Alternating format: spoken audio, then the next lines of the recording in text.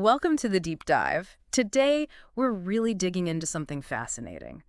The minds, the principles of self-made billionaires. Yeah, we're using Raphael Badziag's book, The $1 Billion Secret, as our guide. He interviewed, 21 of them from all over the world. Exactly. And it's not just another success book, is it? It feels very current digital age stuff. Right. It builds on older ideas, sure, like Napoleon Hill's Think and Grow Rich, which was very American-focused.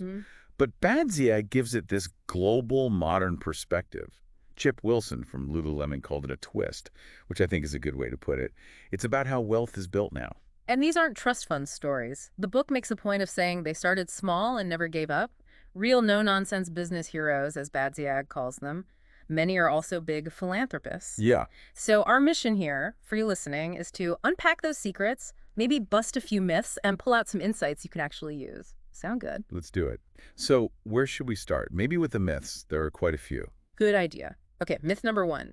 You need a rich, supportive family backing you all the way. And the book just demolishes that right off the bat with Mohed Altrad's story. Oh, wow. Yeah, born a nomad in the Syrian desert. A Bedouin tribe, constantly moving.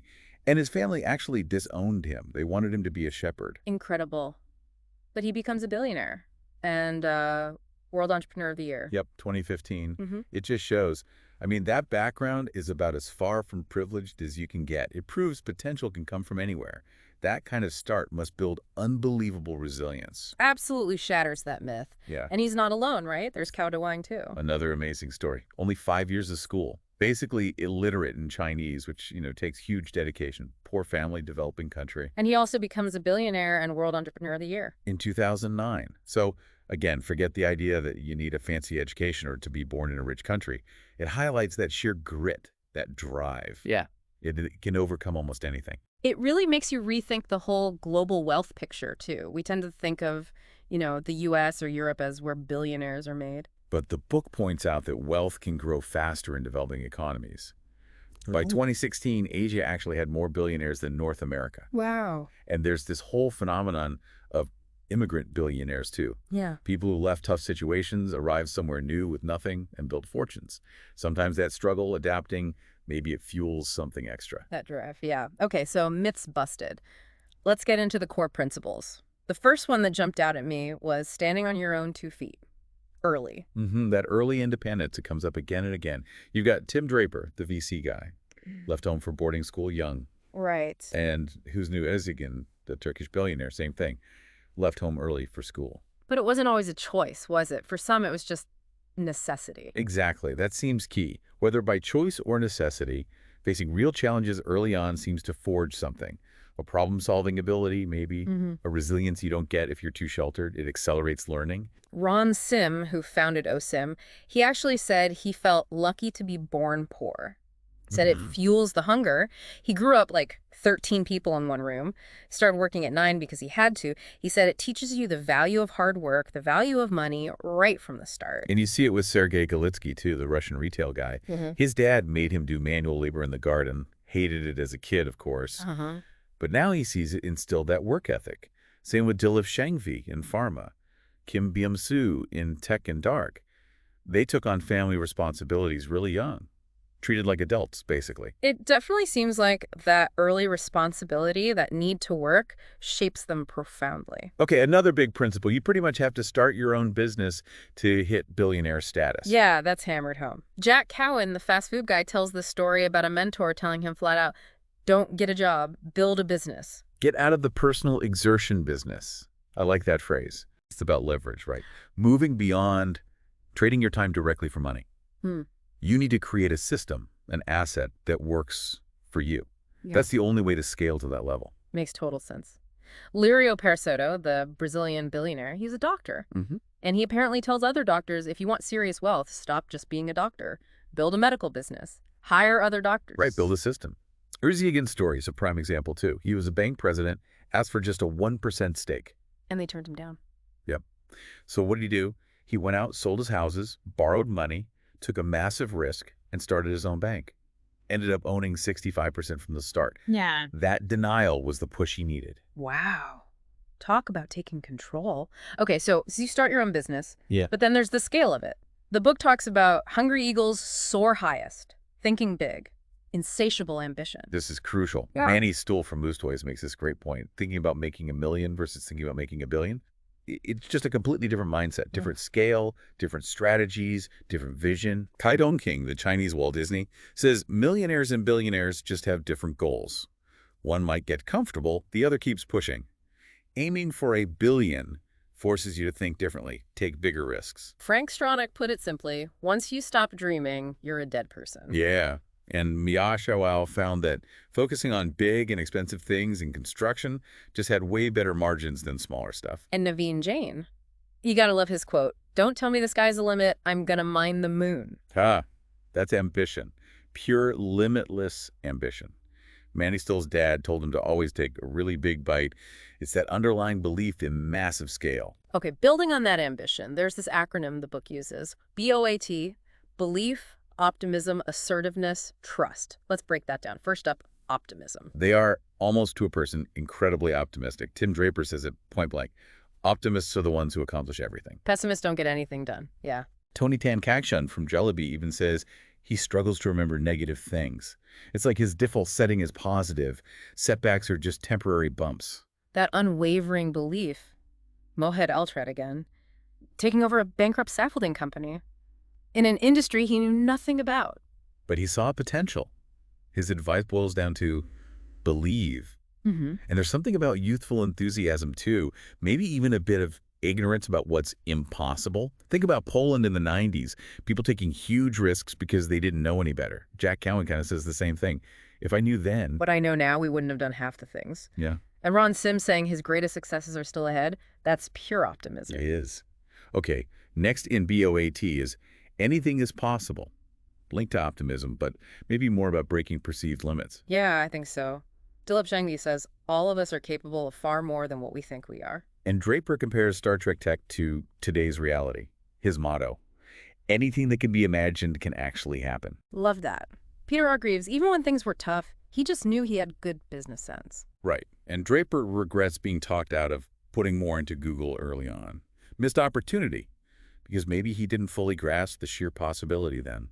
Lirio Perisotto, too, believing in video rentals when everyone else was skeptical. Then assertiveness, standing your ground, not letting others talk you out of your vision. Perisotto again. Selling his retail business, the competitor didn't believe his valuation, but he held firm because he knew the video market was coming. Didn't let skepticism stop him. And finally, trust in yourself, that deep self-confidence, not letting haters get you down. Draper actually says if you're doing something really big, something groundbreaking, you should expect ridicule. He points to Elon Musk and Mars. Good example. But there's a balance. Kai King had huge success with plastic trumpets, then failed because he got overconfident. So it's confidence, not arrogance. Right, so that BOAT, belief, optimism, assertiveness, trust seems absolutely foundational. But then the book gets into motivation. And it's often not just about the money, is it? That's such a key point. Mohit Altred says money isn't the main goal. Peter Stortling calls it the fun of the game, never wanting to settle. Badziak himself says you have to understand their why. Peter Hargreaves just loves doing business. Money's how you keep score, but it's not the whole point. Naveen Jain admitted he chased money initially, but then his motivation shifted to actually helping people, solving big problems. Right. And Tony Tan Kakshun is driven by making great products. Mikersha Wow just wants to do things well. So it seems like that deeper passion, that purpose in the work itself is the real engine. Chip Wilson wanting to leave a mark, getting excited about social impact. Yeah. And Kim Byung-soo shifting Kakao from just being successful to actually having a positive impact on society. The money almost becomes a byproduct of pursuing something bigger. Okay, so mindset and motivation are huge. What about practical skills? The book mentions 6 key ones for business mastery. Right. Logical thinking is obviously fundamental. Clear analysis, good decisions. Basic, yeah. But then understanding people deeply. Empathy, seeing their perspective, and building trust. Naveen Jain really stresses this business is about people, and trust takes time and effort. Communication is key, too, especially storytelling. Peter Stortling naming his hotel The Thief and weaving that story, brilliant marketing. Totally. And selling, of course. You can't build anything without selling the product, the vision, yourself. They're all master salespeople, constantly honing that skill. Hargreaves said if he started from zero, he'd build a website just to sell something. Makes sense. And the last two, focus and discipline, staying on track, executing effectively. Exactly. And alongside skills, there are habits. 6 habits of wealth. Like sports, how does that fit in? Builds competitiveness, teamwork, discipline. Teaches you how to win and how to lose gracefully. Ron Sim and Jack Cowan both talked about lessons learned from sports. Interesting. What else? Morning routines. Yeah, having that dedicated time. Kim Byung-soo uses it for deep thinking, reading. Chip Wilson reads news, exercises, sets the tone for the day. Having a systematic approach. Chip Wilson prioritizing his daily goals. And continuous learning, always improving. Yeah. All tried and so well, constantly learning, especially from mistakes. Shangvi competes against his own past performance. That's intense. Focus on strengths. Is that another one? Yep. Play to what you're good at. And finally, frugality. Being smart with money, not flashy. It connects back to seeing money as a tool for investment, not just spending. Got it. So skills, habits. What about vision and values? How important are those? Hugely important. Having a clear, compelling vision and being able to communicate it, that's how you attract talent, partners, investors. Like Ezeugen's vision for his university, or Kakshing's for Jollibee, or Altred wanting to spread kindness. Exactly. Jack Allen said a big vision is what gets talented people excited to join. They want to be part of something bigger than just a job. But vision isn't enough. You need to act on opportunities, right? Absolutely. Recognizing them and acting. Draper regrets missed opportunities. Leary Parasoto saying, saddle horse does not pass twice. You gotta be ready. Like Draper jumping on the tech that became Skype, even when his partners hesitated. Yes.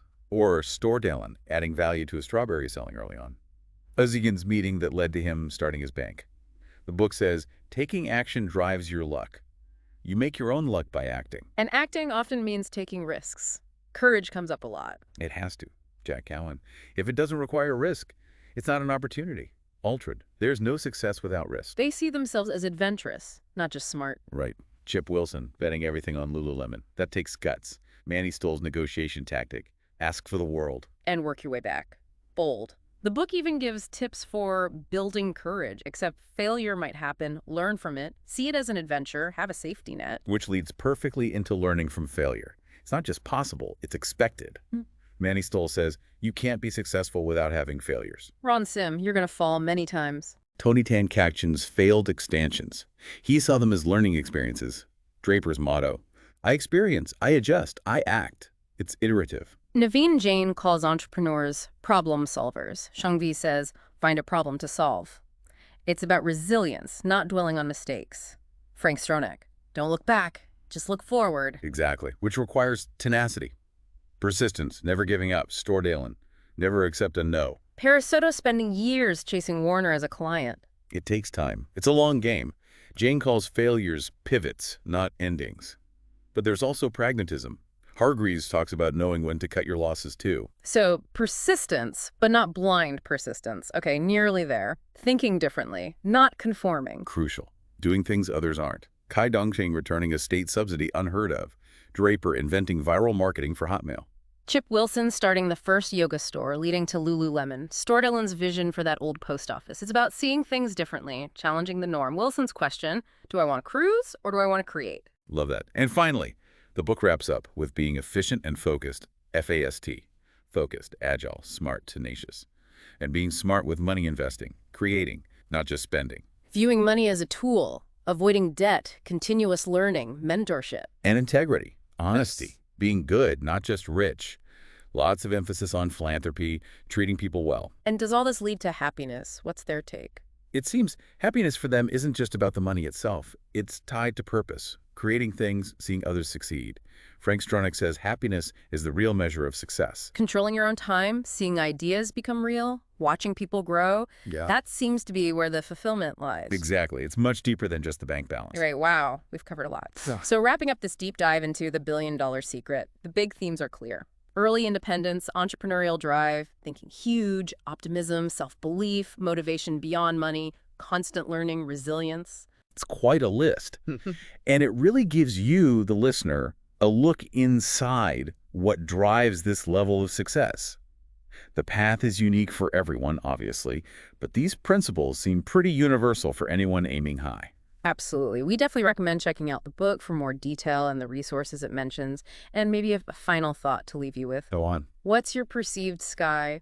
Where might you be limiting yourself? What's your version of mining the moon? Maybe it's time to embrace a bigger vision, challenge those limits. Powerful question. We'd love to hear your thoughts and any aha moments you had listening to this. Feel free to share them.